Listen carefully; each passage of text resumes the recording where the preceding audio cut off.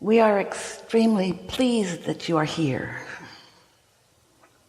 It is good to come together for the purpose of co-creating, yes? You bring a lot with you. We're glad you dragged your physical bodies here. It's an important reason that you are in these bodies. You are at the leading edge of the expanding universe. Do you know that? There's no agenda here, nothing that we are wanting to promote other than your own sense of autonomy and self-creation. We want you to understand the laws of the universe, which in large part you already do understand as you experience. Most don't understand, but you experience the laws of physics. You know about gravity, which is steady, and inertia, which is steady. These physical characteristics of where you live that you understand and then work within. And so here we are talking about more of those things together, and we are appreciating your willingness to explore your environment and to think and see and feel and prefer and not prefer and create. And we especially enjoy your figuring out how what you're doing as leading edge creators fits in with all that is.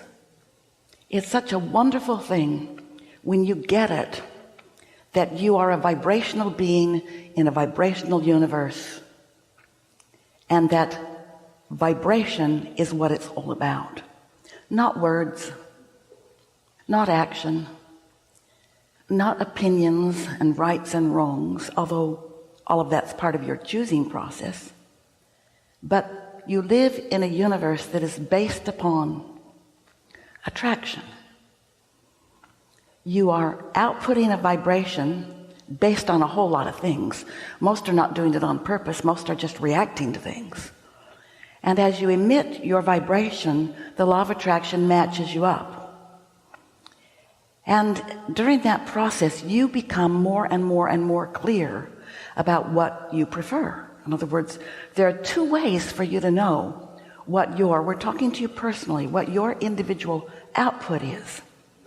One is, it comes back to you in many, many different varieties. It comes back to you in the form of ideas and comments from others and life experiences and manifestations of all nature. It comes back to you. It shows you. It matches your output.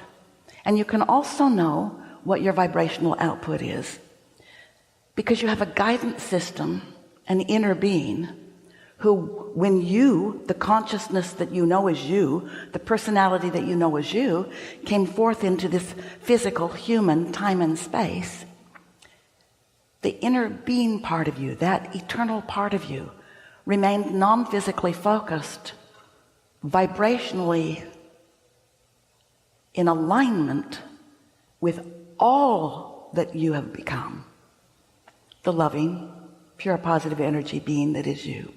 So that you, as you are sifting and sorting and deciding, can feel your relationship with that larger eternal part of you. And so that second way that you know what your point of attraction is by the emotion that you are feeling moment by moment. If you feel wonderful, your take on what you're holding as your object of attention is so close to that of your inner being that there is a resonance, a harmony. There's a calibrated frequency that feels like love and well-being and enthusiasm and passion to you. But when you feel fear or sad or worry or any of those things that don't feel good to you, you can know that your inner being is looking at the same thing that you're looking at, but feeling different than the way you are feeling as you look at it. And so as you decide that most of all you care how you feel, because how you feel is your awareness of your resonance and harmony with the larger part of you, that part that you have long known, that part that you can absolutely trust. But most humans are sort of flying blind to that. You've been feeling your whole life because your guidance system has been in place your whole life, but you've not known about it clearly. And so most of our physical human friends are offering your vibration based upon what you're observing, and you're not observing deliberately. So your guidance system works really, really well for you. And that's really what we're here all day, every day to talk with you about. How you can be in your body, having your unique and new and valuable experience, flowing through life, finding things that you prefer and things that you don't prefer, and finding a way to focus yourself into your preference so that your preferences are what manifest to you. That's what deliberate creating is. We've been talking to you a long time about this. There are 3 steps basically. The first step is you ask. That's what contrast around you helps you do. When you know what you don't want, you know what you do want, even if you can't put words to it. Esther was pondering the other day, fear, what words are on the other end of that stick? And it's sort of hard to define opposite of fear. You know what fear feels like, so maybe the other end of it is secure or stable or sure. There are lots of ways to define it, but you sure do know what the absence of pain feels like, or the absence of fear feels like. And so it's that differentiation. So that's what step 1 does. Step 1 helps you who get to have it the way you want it to be, even if you don't know that you get to have it the way you want it to be. You are choosing all day, every day. Step 1, ask. Step 2 is, we told you about your inner being. So when your life causes you to really, really want something, your inner being focuses upon that end of the stick that you might not be able to define. It's an assumed, it's an absolute knowing. Even if there aren't words to quite explain it all, your inner being gets it. Your inner being knows what you're asking for. And that is what your inner being, and only what your inner being, focuses on. You ask and it is given. But then you say, well, then why isn't the money in my bank yet? And we say, because there is a step 3. You're doing the work. You're sorting it out, and you're deciding for you, not for anybody else, for you, not for anybody else, for you. You're sorting it out. You're asking. And your inner being is looking at what you want and knowing unequivocally the path to get you there. Do you know that your inner being knows where you are in relationship to everything that you want every single time? And then step 3, that's the part we talk about. That's the part that's annoying to you. That's the part where focus is really required. A thinking focus, maybe. A word focus, maybe. But most of all, a focus of feeling. Feeling your way into the feeling of the other end of doubt, of the other end of pain, of the other end of fear. Feeling your way into the other end of the stick. You live in a universe where both ends of the stick are always around. Always around. In every particle of the universe. Those are the best non-scientific words Esther can come up with. Particle. Every blob of the universe. Every being, every moment, every thought, everything, every piece, every particle of the universe. There is wanted and absence of wanted. All the time. That is the focusing mechanism for creators like you that get to define what you want. So now you know everything we know. You got to ask. You got to know that it's been given. And then you got to line up with whatever it is you're asking for. Not be distracted. You see, that's the difference between humans and your inner beings. Your inner being is never distracted by what you want, always knows the end of the stick you're really asking for.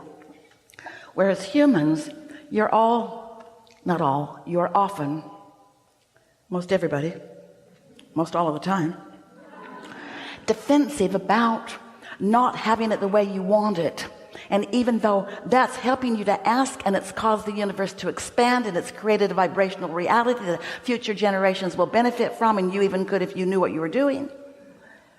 So often you're defensive because what you see is so not what you want. I did not ask for this illness, and I did not ask for this bankruptcy, and I did not ask for my lover to leave me, and I did not ask for wars, and I did not ask. But we say to you, the contrast of your environment is a good thing, not a bad thing, because it puts you and everyone else in the position of knowing what you don't want and knowing what you do want. And your inner being will help you every time.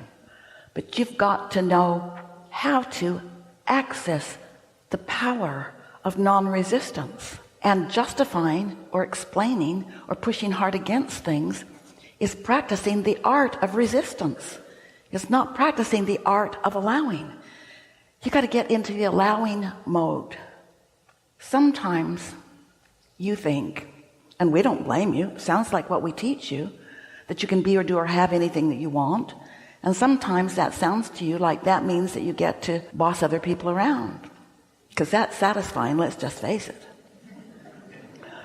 But when you need something or someone to be different than it is in order for you to feel good, you're in a bind, because you live in a time and space reality where everyone gets to choose, and you get to practice the art of choosing and aligning with your choice, not aligning with the reason that you made that choice. That's what justifying is. That's what defending is. That's what pushing against is. That's what resistance is. That's what depriving yourself of what you want is. It can be really simple. If you know what you don't want, you know what you do want, and then just talk about that. But you are intellectuals, and you are thinkers, and you are wanting to sort all things out with thought. And we get that. We get that. It is satisfying to communicate, isn't it? And communication, words, are the way that you get others to calibrate to you. We get that. We get why that can feel satisfying to you. It's just not your primary intention. It's not what you planned. It's a little bit like, and this is really a terrible analogy, but we like it so much. It's like someone decides that they're going to do everybody a favor and vacuum the living room, and they want credit for it, so they're really going to go at it with gusto. So they go drag the big old monster machine out of the closet, and they move it all around the room. They're sweating, they're huffing and puffing, they're bending down, they're getting under things. Oh, they are so impressive, but they didn't plug it in. They missed that one part. And so they're not getting the job done. It's like lip service, vacuum service. They're not getting it done. That's really what we're talking about here. Plugging into this source energy that knows your value, knows your power, knows your choices, knows that you get to choose, knows what you've chosen, because your life experience is making it crystal clear of what you want, even if you cannot articulate it. And your inner being is focused unequivocally upon what you want. That's the power that you got to plug into. So you got to feel your way to it sometimes, because when you try to talk your way into it, you talk your way out of it, because it gets all complicated with thoughts and innuendos. It just is more complicated. So that's what we'll talk about here today, if you want. We're really here to talk about whatever you want. There's nothing off limits. There's no order of business. Although you will notice a wonderful unfolding. You will. It's going to be a great day together. Did we tell you how much we appreciate you being here? You are the leading edge.